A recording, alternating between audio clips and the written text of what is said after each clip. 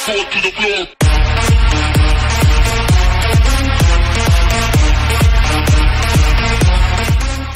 Courtesy of Banggood.com, they were nice enough to send me out this little gem of a quadcopter. It's the Eachine QX65 racing whoop style quad, and it looks the part indeed. You can get it in 3 different versions. This is the DSM2, DSMX version. You can also get it in Fly Sky and FR Sky.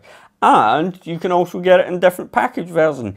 And it was nice enough for Banggood to send me out the advanced version, which you see right in front of me right now. And you get a lot of extras. I'm going to take the quad out of the way just now. On the standard version, you get 3 batteries and a spare set of propellers. And on the basic version, you get 1 battery and no spare propellers. Now let's see what you do get here. You get a spare set of yellow props, so that's nice, and you do get a spare of white props as well, so you can mix and match what you want to do. You can make it a multicolored racing whoop style quadcopter, which is great. You get extra screws, which you'll always need because you tend to lose them, they're that small. And you get a screwdriver, you get a yellow ABS frame, and they're quite durable. The other one is a fluorescent yellow. Now, I do like the fluorescent yellow quite a lot myself. And you also get a white frame as well. Now let me just take that out of the way and bring the other section over. You also get canopy, 2 extra canopies. You get a yellow canopy and a white canopy. That includes the little camera lens cover as well. Now the battery itself, you get 1 battery that is stuck underneath the quadcopter, so in total you get 6 batteries. And the battery is a 1 cell 3.8 volt 250 milliamp LiPo, and it's anywhere between 30 and 60 C, it says there. I do believe. You do get on top is a PH125 socket plug, and I don't really like these at all because they wobble. There is one that wobbles. They're not very good at all. Yeah, it's this one here. You can see that. It's wobbling about there. And that is what is going to happen over a period of time. But I've flown the quadcopter quite a lot, and I can tell you one thing. You get an amazing amount of punch and you get an amazing amount of speed out of this little quadcopter, you really do. The chargers that come with it, USB charger here, and it is bare, there's no covering. I don't like that at all, for the simple fact, if it was plugged in and I accidentally touched it with my ring, I might short it out, or I might end up with my hair sticking out and look like somebody out at Home Alone. But there is a little switch here at the top, and that's to change it between 4.3 volts, which is the HV battery, or your standard 1 cell LiPo, which is 4.20 volts, and you just switch it over to the right hand side there. It also has another socket here for the PH 2.0 plugs, so that is handy indeed.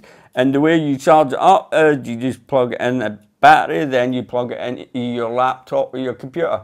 But if you plug it into your laptop, this is what's going to happen. Now that's not good. So, and if you plug it into your laptop, it's also going to wobble about, and it does wobble about, and that's not good. We don't want things wobbling about, because the more that wobbles about, the more those little plugs and sockets are going to become loose, and that's not a very good idea. But this little USB adapter to charge the batteries up works, I do believe works a lot better than the big one that's here that I'm going to show you in a second. The light comes on when it's charging and it goes off when it's fully charged. Now I'll come on to the big one here. It is really nifty. I like the way they've done it indeed, because they've give you so many options here, and I'll go through them with you. Maximum input is 7 volt to 25 volt. That's anywhere between a 2-cell battery and a 4-cell battery, I do believe. And you have at the side here a AC plug, so you can plug it into your main wall adapter, which I have been charging mine up with, and an XT60 socket here, so you can plug a 2-cell battery in, which is, I'll show you just now. This 2-cell battery, I'm just going to plug it in. Let me move this out of the way. And it's simple as that. You can take it out of the field and you can charge your batteries up when you're out there. Now you can see the display flashing away here, and you can also see all different switches. Now they're all set to 4.35. Let me just plug one in just now and show you what it says. So we've got one in just now. What's it coming up as? Channel 1 is 4.3 volts. So that one basically fully charged, right? Let me get another battery, because I just want to check something here. And the green light comes on and stays on when it's charging. So we're going to wait. We want channel 1, and that's at 3.41 volts. But the downfall of this charger is this, and this is what I've noticed. I've noticed that when I'm charging a battery up using it, and you can charge them all up at the one time, as long as they're the PH125 batteries. Don't mix and match the 125 batteries with the 2.0 plug type batteries. Don't mix and match them. But the problem that I've found is when they're charging, the light never goes off. I watched it going up to 4.35 volts, and it goes, right, I'm waiting for the light to go off, and it didn't go off. Then it went up to 4.36 volt, 4.37 volt, and 4.38 volts, and I said, enough is enough. I don't want my battery to explode, and I took it out, plugged it into the little USB one, and lo and behold, the battery was charged. So it's obviously not turning the light off when it's fully charged. And the other thing is, this is not a bad thing. You can switch between 4.35 volts and a standard LiPo at 4.20 volts using this little switch here. And at the top of the little plugs, you can set the amount of amps you want to charge your battery at. You can either charge it at 0.2A or 0.6 amps. So it's up to you what you want to charge it at, okay? Is there anything else about this little? Yeah, your USB 5 volt out. That's it. But, and yet again, it is bare. So when you're charging these batteries up, keep an eye on it. Try not to drop anything metal on it, because it'll just frizzle. Apart from that, it's a neat little charger and I like it. But you do need to keep an eye on it, because for me, the lights have not went off. I'm not willing to let the battery go up to 4.40 volts and see what happens. I don't want my battery to explode. Okay, so I'll just get that out of the way. I did forget to mention, the weight of the battery is 6 grams, the length of the battery is 51 millimeters, the width of the battery is 11 millimeters, and the thickness of the battery is 6 millimeters. Now, let's get on to the quadcopter itself. It's a 65 millimeter quadcopter from motor shaft to motor shaft with 0615 brushed coreless motors.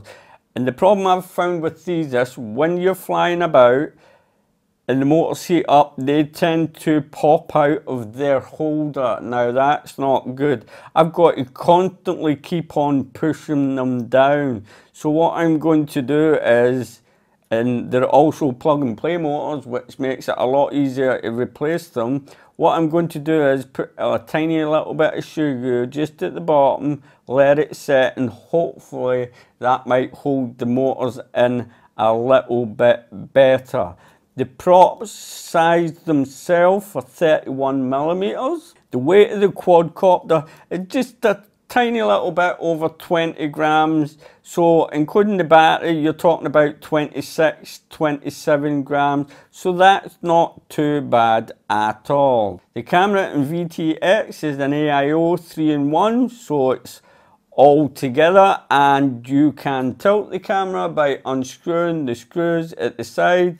It's a 700 TVL CMOS camera with 130 field of view with a dipole antenna on the top. And let me bring this battery back over and show you something. I'm just going to plug it in to show you the VTX lights at the back here. Now let me get you focused in there. That blue LED light that you can see there is your band, and the red light over there, come on, focus in, that red light there on the right hand side is your channel, and above, if you can see that white looking plug there, that's your button on top to change the bands and channels. Now to change the band, that's the blue light, you just press the button one time to change the band, and to change the channel you press and hold the button to change the channel. Now it's a 48 channel VTX that's on this quadcopter, and it's a 25 milliwatt VTX as well. It's non-switchable, you can't switch it up to 100 or 200 milliwatts or anything like that. I would highly advise you don't need to remove the cover to change this channel or the bands. You can get a toothpick, and that's what I did, and just changed it. I wouldn't use anything metal just in case you hit some of the circuitry and short something out. And another thing what I did was, because the wire was hanging at the bottom, I took the whole canopy off, which is you just unscrew that screw, and there's a tiny little screw at the back here, and I pushed the wires through the top. Don't worry about this, because they're not catching and they are not jammed in there. They are free and you can move them about, and it also makes plugging the battery in a lot easier. You'll find that out when you first get the quadcopter, because don't forget you've got your micro USB port at the bottom so you can plug it into Betaflight, because the board itself is a B-Core V2.0 F3 flight controller board, which runs on Betaflight 3.2.2 with the integrated OSD. You can fly it in acro mode, angle mode, air mode, horizon mode, stability mode, whatever mode you want. You can also switch the OSD to whatever way you want to switch it to. That's about it for the whole quadcopter itself, and the manual itself is quite simple and straightforward. It's not really hard to follow. The only thing is binding up, like I said, to the DX6i. Now, you want to create a new model, of course, but first you want to go through the Betaflight setup, and I will go through that with you. But after you've done that, you want to scroll down and go to travel adjustment, and you want to put your throttle down to the minimum of 125%. Come out of there, and you want to go to your flaps, and you want to put your flaps up to 100. So that's how we are managing to have an auxiliary 2 by using that flap switch. Is that all? Have I missed anything? Let me just go through. Yeah, oh, and you have to reverse the aileron and the rudder. If you don't, you'll be going the wrong way, I'm afraid. So reverse those two as well. Only do, you can do it in Betaflight as well, but I've done it on the transmitter. I prefer to do it on the transmitter. Do those settings after you've connected it up to Betaflight, run through everything that the instructions manual tells you. And there's one more important thing that you need to know, and that is that even though you've went through those settings there, it might not arm. What you need to do is click, I think it's about 2 or 3 clicks down on the throttle here, on the throttle trim here, and that'll be you. Just click down once and arm it. Use the arm button. If it doesn't work, wait and I'll show you. I'll plug it in and I'll show you what I mean.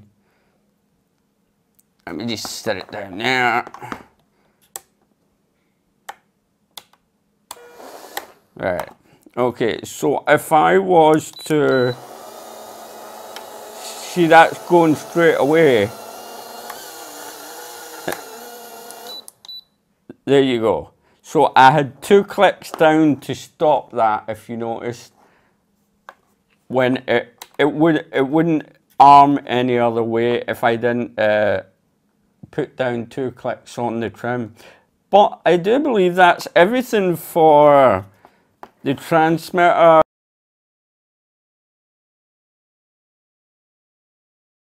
Now, in order to bind your quadcopter up to your DX6i, what you want to do is download Betaflight. If you're on Chrome, it might ask you to update it, so update it. Don't forget to download your STM USB drivers, or your computer will not recognize the quadcopter. Now, you want to plug your quadcopter into the computer. After you've plugged it in, click connect, and after you've clicked connect, go down to the bottom. And what you want to do is click dump,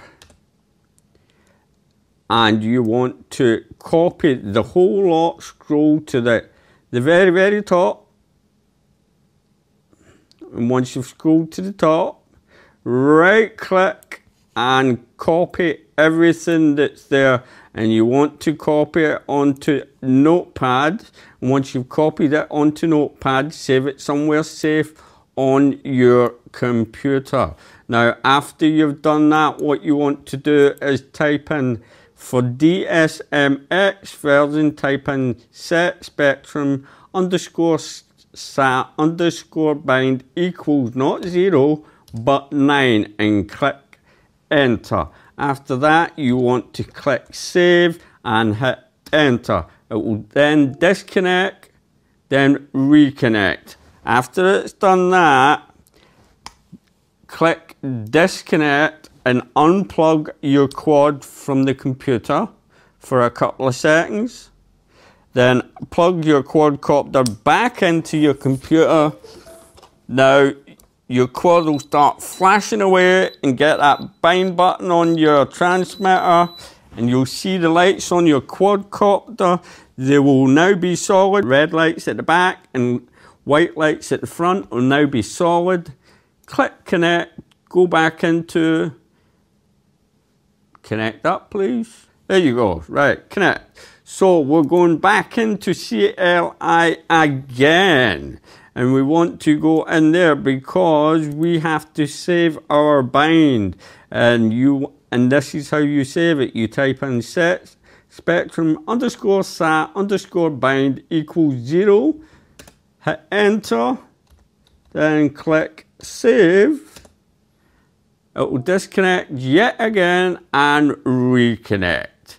Now, if we go into our receiver tab, you'll now see you've got stick movement on your transmitter, and that's what you wanted all along. Now, you'll see my quad is sitting to the side. That is only because I wasn't using an L-shaped adapter for my transmitter.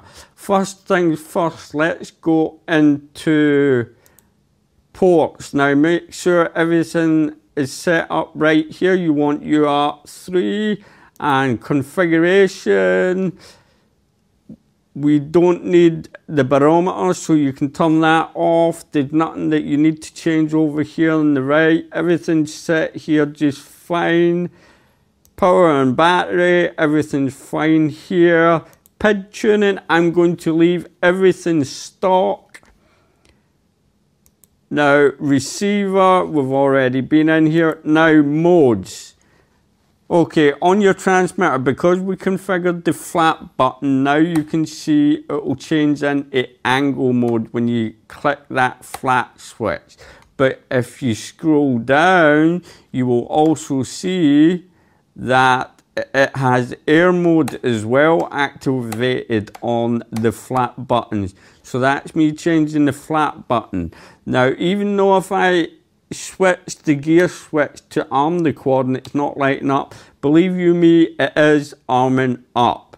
Now, you don't need to change anything in motors, but we will go to the OSD tab. And here you can drag stuff around and put them anywhere you want to on the screen. But what I found in my goggles, the Dominator V3, I couldn't see anything on the goggles at all. I had to put it to NTSC.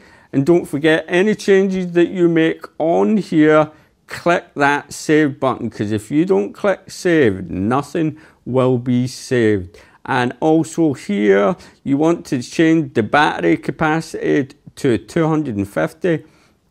I do believe it's set to 2000. We're not running a 2000 milliamp battery, so set it to 250 and click save. You can just play about with the OSD menu to suit yourself and click that save button, and that should be you, and everything's ready to go. And once you're finished, just click disconnect, unplug your quad from the computer, turn off your transmitter, and go and fly. So thank you to Banggood.com for sending this out to me. Don't forget to check the links in the description below. It always helps me get more quadcopters out to review for everybody out there and put them on my channel, which is great. I'm getting a lot of subs these days. Thank you very much for joining my channel. Don't forget to like and subscribe. And as always, my friends, you know what I say, and it's thumbs up from me. Happy flying!